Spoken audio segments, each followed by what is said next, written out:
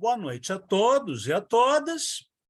Hoje vamos conversar sobre Yasunari Kawabata, um dos mais notáveis escritores japoneses do século XX, autor de contos, novelas e romances, escritos em um estilo sensorial, imagético e sutil, próximo a uma prosa poética, musical, quase abstrata, que muitos críticos aproximam do surrealismo.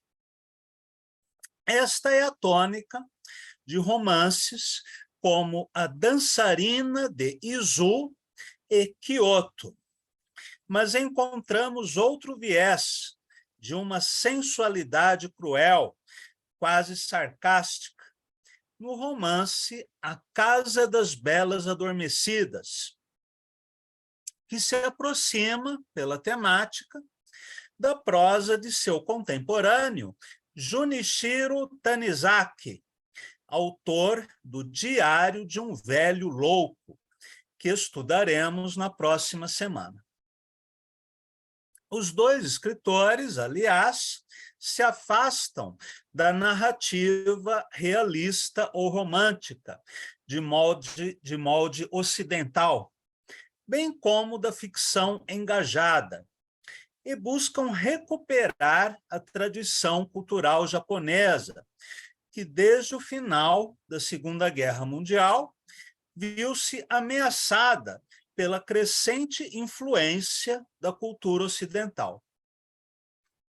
Assim, encontramos nos dois escritores tantas referências à cerimônia do chá, ao teatro no, à caligrafia artística e ainda à ressonância literária dos diários japoneses, como o Livro do Travesseiro, da dama da corte Sei Shonagon, sendo o diário um gênero muito valorizado na literatura japonesa. Assim como essa célebre cortesã do período Heian, uma das fundadoras da prosa japonesa, ao lado de Lady Murasaki, autora de Genji Monogatari, também o autor da Casa das Belas Adormecidas é um hábil pintor de cenas e situações que retrata com riqueza de detalhes, seja um kimono feminino, seja um biombo, um lago ou as feições do rosto de uma personagem. A proximidade de Kawabata com as artes visuais nos faz lembrar das xilogravuras coloridas japonesas, ou ukiyo-e, imagens do mundo flutuante, que influenciaram a pintura impressionista francesa do século XIX. O erotismo está muito presente em sua escrita, desde a sensualidade das frases, construídas como partituras musicais, até a celebração do corpo feminino, em especial os pés, os seios, os cabelos e os dentes. Em seus textos, a ação externa, a peripécia, é menos importante do que o universo de sensações provocadas no leitor, o que pode dar a impressão de uma narrativa estática. A ação está presente, por mínima que seja, mas, muitas vezes, é a ação subjetiva que acontece dentro do personagem e não na cena exterior.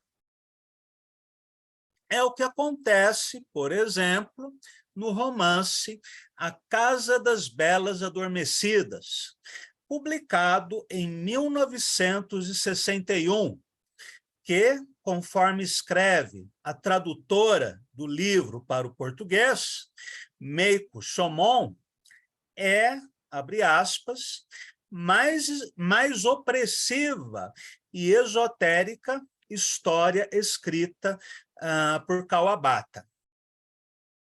Um homem idoso frequenta um bordel, onde despende a noite com moças que, sob efeito de narcóticos, estão em sono profundo.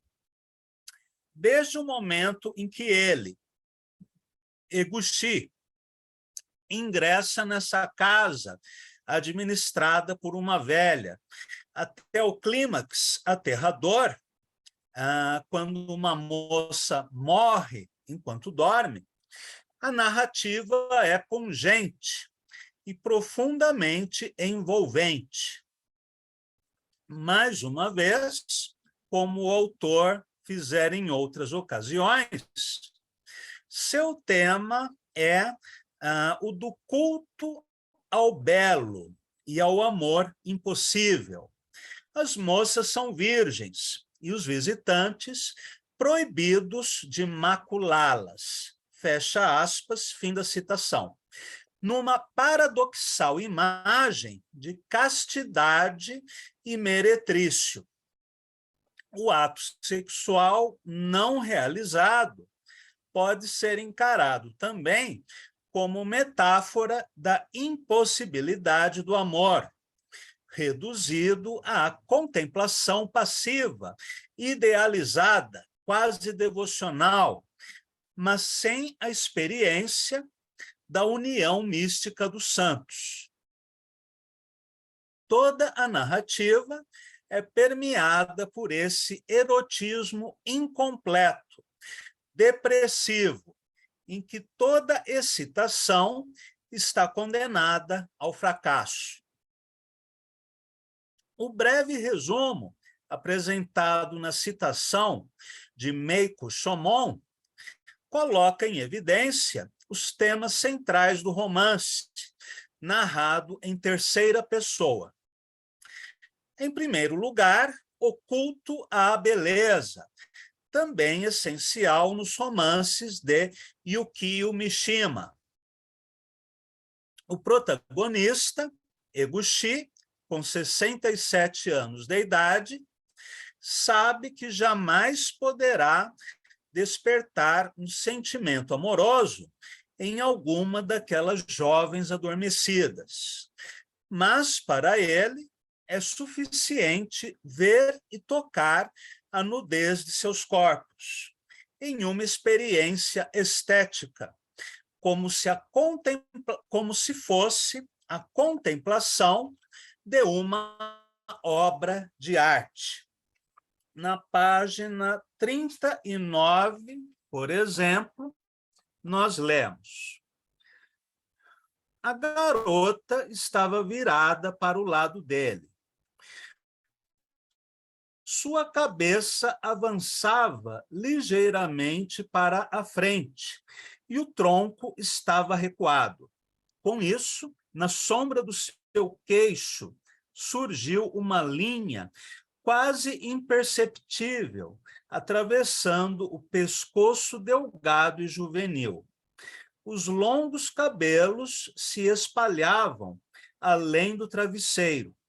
O velho Eguchi desviou o olhar dos lábios lindamente cerrados e, ao contemplar os cílios e as sobrancelhas, não duvidou que ela fosse virgem. A proximidade não permitia aos seus olhos cansados ver cada cílio ou fio de sobrancelha. Sua pele, na qual não podia ver a penugem, brilhava suavemente. Da face até o pescoço não havia nenhuma pinta. Tendo esquecido os pesadelos que tivera durante a noite, o velho sentiu intenso carinho pela garota. Com isso, perpassou em seu coração um sentimento infantil, como se tivesse ganho o carinho dela. procurou-lhe o seio e delicadamente o envolveu com a palma da mão. Com esse toque, foi atingido por uma sensação estranha, como se tocasse o seio de sua mãe antes de concebê-lo. O velho retirou a mão, mas a sensação o atravessou desde o braço até os ombros. Muito bem, este é um dos temas centrais. O segundo é a incomunicabilidade. Em nenhum momento ele terá a oportunidade de conhecer aquelas moças, conversar com elas, saber seus nomes, suas histórias de vida. Elas, por sua vez, nada saberão a respeito dos homens que com elas dormiram. A presença deles não significava nada para as garotas. Aquele era apenas um trabalho, como outro qualquer. Em terceiro lugar, a solidão dos velhos que buscavam aquela casa de prazeres, sabendo que em poucos anos estarão mortos.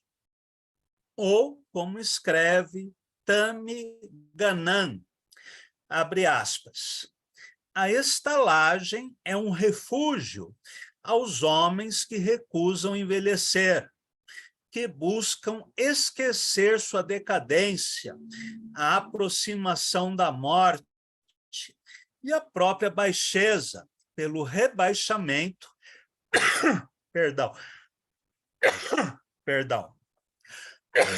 está muito frio em São Paulo, que buscam esquecer sua decadência, a aproximação da morte e a própria baixeza, pelo rebaixamento de um outro alguém.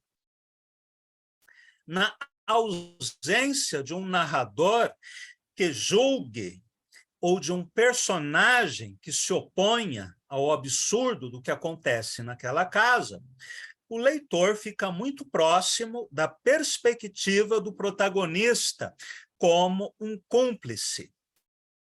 Quando a autora diz, na ausência de um narrador que julgue, ela está se referindo à ausência de um narrador onisciente. Vamos recordar este conceito. Uma obra de ficção, em geral, é narrada em primeira pessoa, sendo que o narrador pode ser um personagem do livro, ou não, ou ainda em terceira pessoa. O narrador em terceira pessoa, que julga os fatos narrados, que opina muitas vezes, que conhece as ideias dos personagens, as suas histórias, o seu passado, aquilo que eles estão pensando. Este é o narrador onisciente, que é bastante artificial, diferente daquele narrador em terceira pessoa que se mantém neutro, que apenas descreve fatos sem fazer qualquer tipo de comentário ou julgamento, e sem conhecer o mundo interior dos personagens, as suas ideias, o seu passado, ou qualquer coisa que não esteja relatada nas ações, né, nos acontecimentos. Bem, logo nas primeiras páginas, Kawabata escreve, abre aspas, Eguchi sentiu-se invadido por um sentimento de solidão misturado ao de tristeza. Mais que tristeza ou solidão, era um frio desgosto da velhice. E esse sentimento deu lugar à piedade e ao enternecimento para com a jovem que cheirava a calor juvenil. Querendo se desvencilhar da crueza do súbito sentimento de culpa, o velho talvez tivesse a impressão de que uma música se elevava do corpo da garota. Era uma música repleta de amor. Sentindo vontade de fugir, Eguchi percorreu com o olhar as 4 paredes, mas elas estavam envolvidas pelas cortinas de veludo e parecia não haver nenhuma porta de saída. Fecha aspas. A companhia daquelas jovens, de certo modo, era como se fosse a recordação de sua própria juventude, de seus amores e desamores. Em uma das noites que dormira naquela casa de prazer, Eguchi percebeu que havia uma mancha de sangue no seio da garota, o que fez com que o homem idoso, em um flashback, se recordasse de um amor de sua mocidade. Vamos ler da página 30 a 35. O velho Eguchi recordou-se dos dias em que havia fugido para Kyoto pela ferrovia de Okuriku com aquela namorada cuja auréola no seio estivera manchada de sangue. A recordação tão viva daqueles dias passados foi, quem sabe, proporcionada pelo calor que vinha languidamente do corpo da ingênua garota. A linha de trem que ia de Okuriku a Kyoto passava por pequenos e numerosos túneis. Cada vez que o trem entrava em um deles, a garota parecia sentir o temor renascer, encostava seu joelho ao dele e apertava-lhe a mão. Saindo do pequeno túnel, sempre havia um arco-íris em algum morro ou em alguma pequena enseada. Cada vez que o via, ela exclamava: "Que bonitinho!" ou então, "Que lindo!"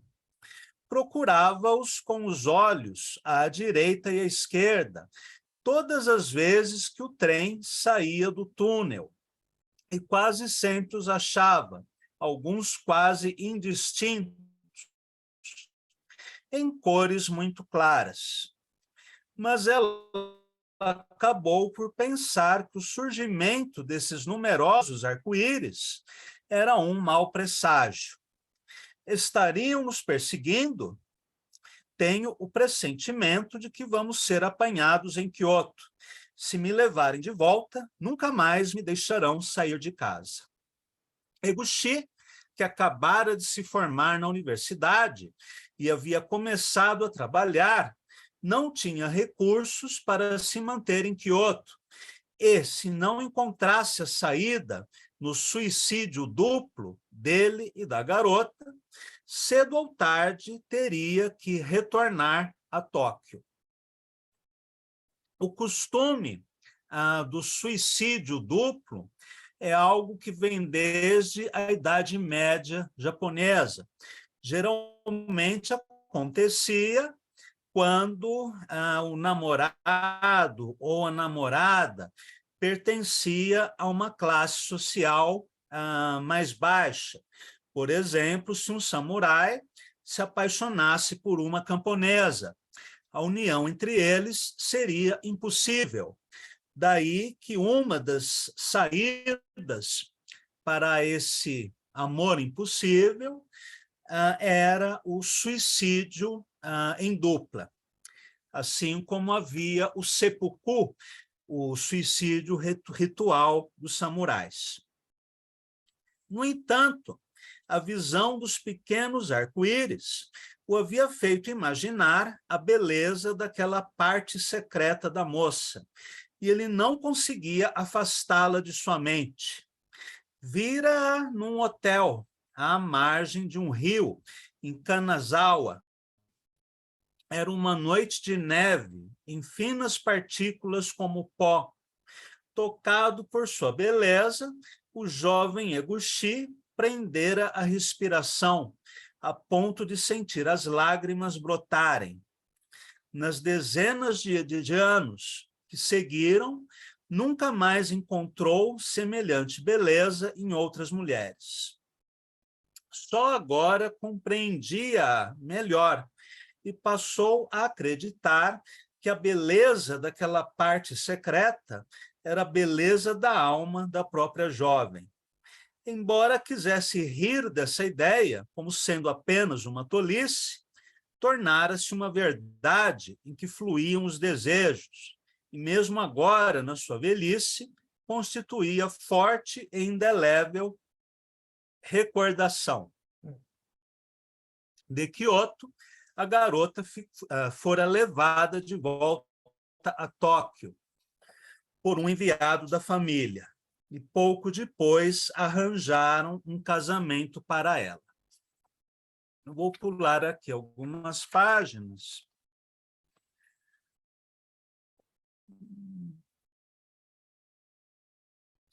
Bom, Eguchi encontra, algum tempo depois, essa moça em um parque, passeando com o filho, bebê, em um carrinho. Se dirige a ela e começam a conversar. Este bebê não seria minha filha? Oh, não, não é não. Ela se sacudiu a cabeça com expressão de cólera nos olhos. Está bem, se for minha filha, não precisa dizer agora. Pode ser depois de muitas décadas, mas quando sentir vontade de me dizer, faça-o, por favor. Você está enganado, realmente está enganado.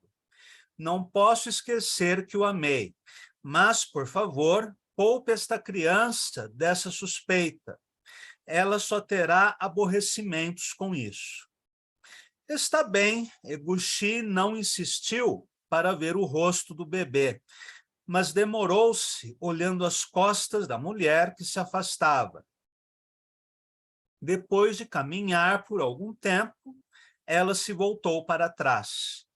Notando que Eguchi a seguia com o olhar, apressou subitamente os passos e se afastou. Nunca mais a viu. Ele soube que ela morrera havia mais de 10 anos.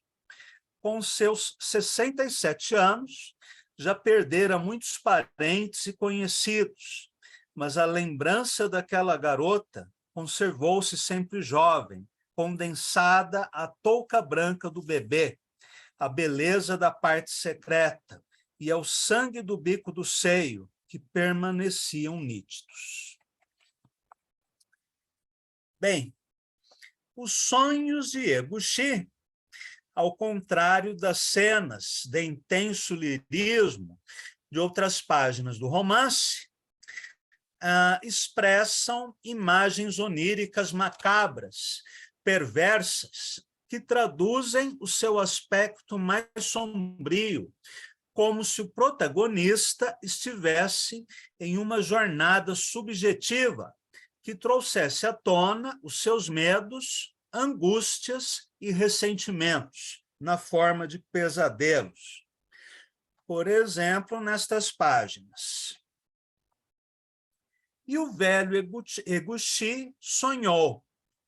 Uma mulher o agarrava e, tendo ela 4 pernas, se enroscava nele com as mesmas. Tinha braços também.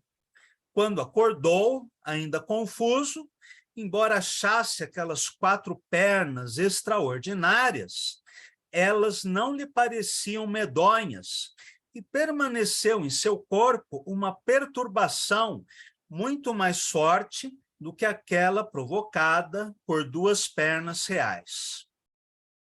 Pensou vagamente que o tipo de remédio teria lhe provocado um sonho tão estranho. A garota voltou-lhe as costas e comprimira as nádegas contra ele, a garota com quem ele estava deitado no bordel.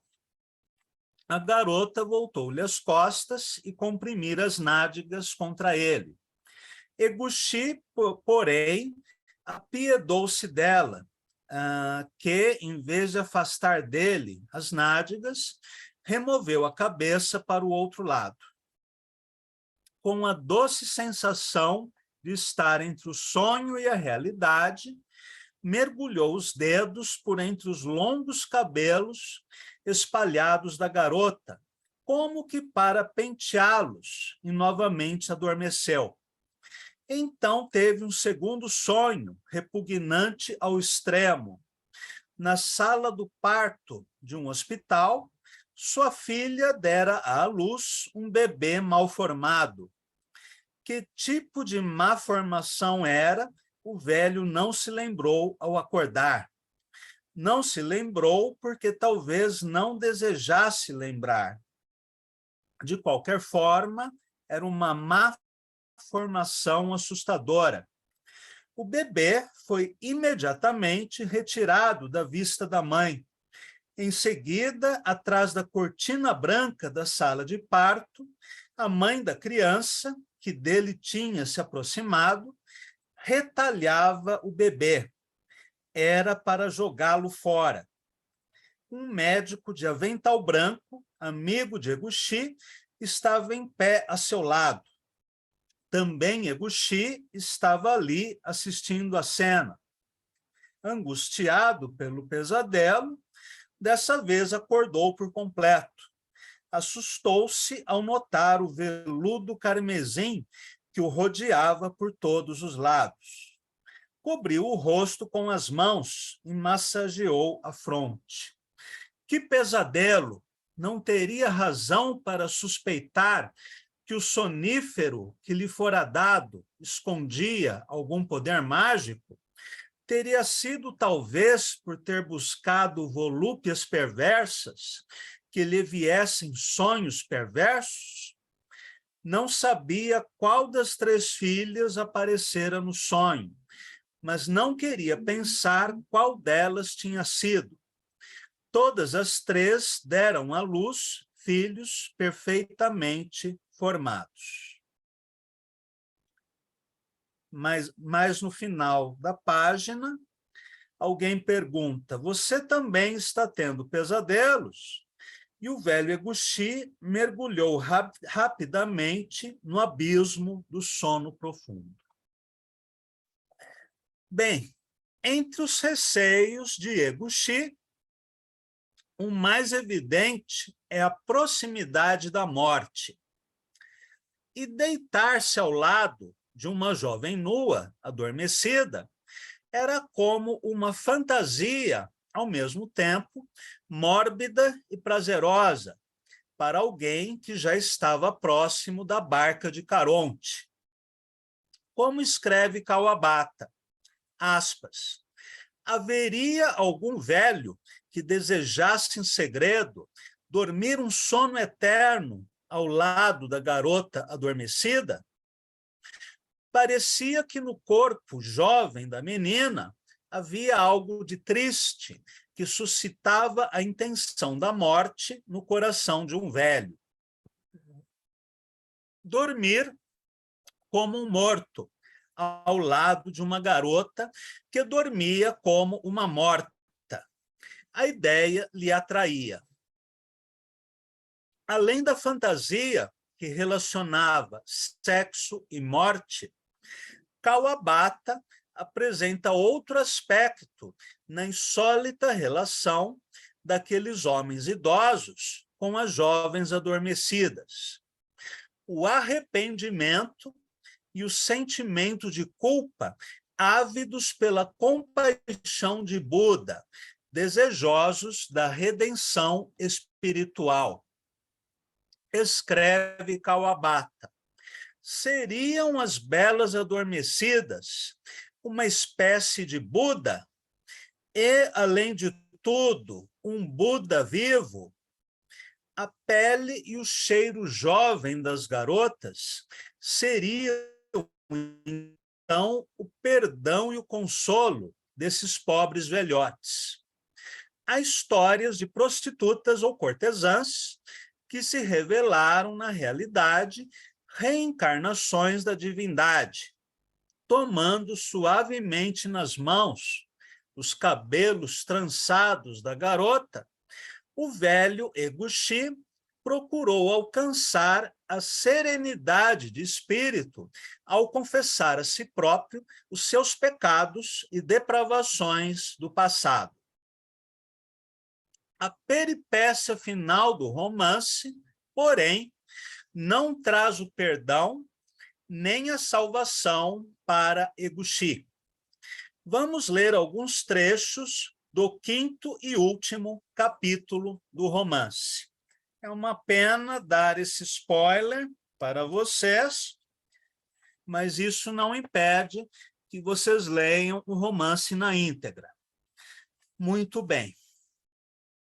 Já haviam se passado as festividades do Ano Novo, e o estrondo do mar de ondas revoltas era de pleno inverno.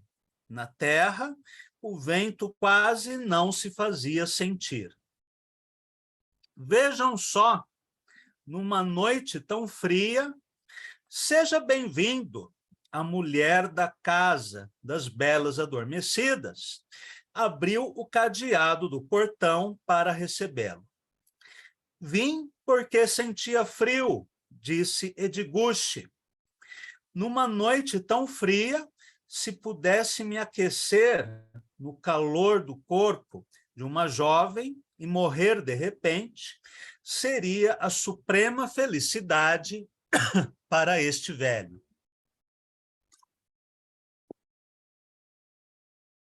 Não seja desagradável. Gente velha corteja a morte. A sala do andar superior estava aquecida com a estufa. Como de costume, a mulher serviu o senchá de excelente qualidade. Estou sentindo uma corrente de ar. Ao comentário de Eguchi, a mulher respondeu, como? E olhou ao redor. Não há fresta nenhuma que deixe passar o vento. Não seria a alma de algum morto que está aqui? Visivelmente assustada, a mulher olhou para o velho. Seu rosto perdeu a cor. Sirva-me mais uma tigela cheia. Não precisa esfriar. Põe assim, fervendo mesmo, disse ele. Enquanto atendia o pedido, a mulher disse com frieza, o senhor ouviu algum comentário? Bem, talvez. O senhor ouviu e veio assim mesmo? Deduzindo que Eguchi sabia do ocorrido, a mulher não se esforçou para escondê-lo. Porém, assumiu uma expressão francamente desagradável. Agradeço por ter vindo, mas peço-lhe que se retire, por favor. Já que vim sabendo de tudo, não há nenhum problema. Podia ser considerada um riso diabólico, a risada abafada que ela dera. Era esperado que acontecesse algo desse tipo. O inverno é perigoso para os velhos. Por que não fecha a casa, pelo menos na época do frio? Não imagino que espécie de idosos venha a esta casa. Mas se conhecer uma segunda ou uma terceira morte, a senhora também não sairá incólume. É melhor dizer tudo isso para o meu patrão. Que culpa tenho eu?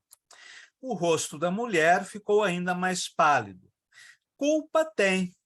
Não transportaram o cadáver do velho para uma hospedaria de águas termais próxima? Secretamente, na calada da noite? Por certo, a senhora ajudou a fazê-lo.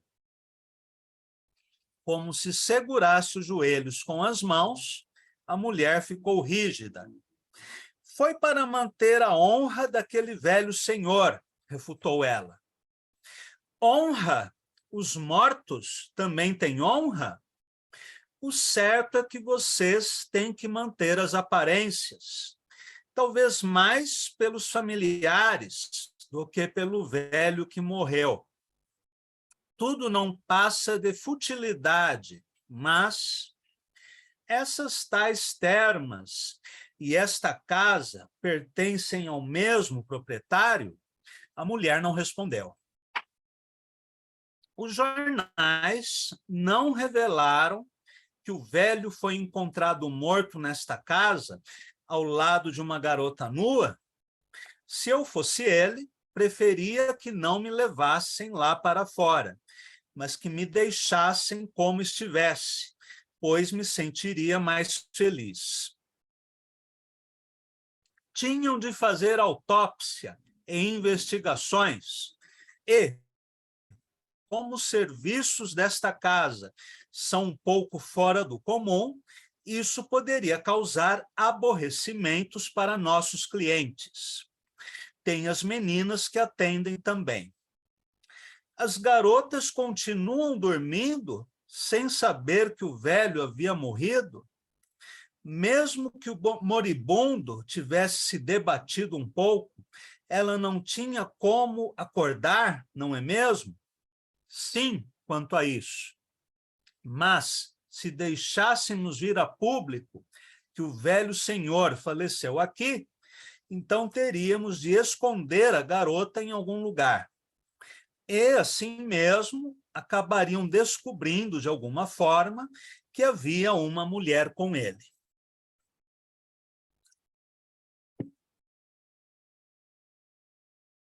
Então a garota não ficou junto a ele? É evidente que não, senão acabaria sendo acusada de algum crime. A garota não acordaria, mesmo que o velho morresse e ficasse gelado? Não. Ela não sabia de jeito nenhum que o velho morrera a seu lado. Egusti repetiu as mesmas palavras. Por quanto tempo, desde que o velho morrera, a garota, profundamente adormecida, continuara quente, deitada ao lado do frio cadáver. Sequer tomou o conhecimento quando o corpo foi levado. Eu não sofro de pressão alta, nem do coração, mas se algo me acontecer, faça o favor de não me levar para nenhuma hospedaria de águas termais. Deixe-me ficar perto junto da garota. Isso é um absurdo, disse a mulher apressadamente. Devo pedir que se retire, se insistir em dizer tais coisas. Estava só brincando, riu o velho. Como dissera a mulher, não acreditava que uma morte súbita lhe ocorresse tão cedo. A minha ideia era ler este capítulo até o final. Porém, como alguns de vocês já leram o livro até a metade, eu vou deixar a surpresa final para vocês lerem em casa. A morte desse velho, na casa das Belas Adormecidas, não é o último acontecimento importante do romance. E assim eu vou deixar esse gostinho, né, essa curiosidade, para que vocês leiam o romance até o fim. E na semana que vem, conversaremos sobre O Diário de um Velho Louco, de Tanizaki.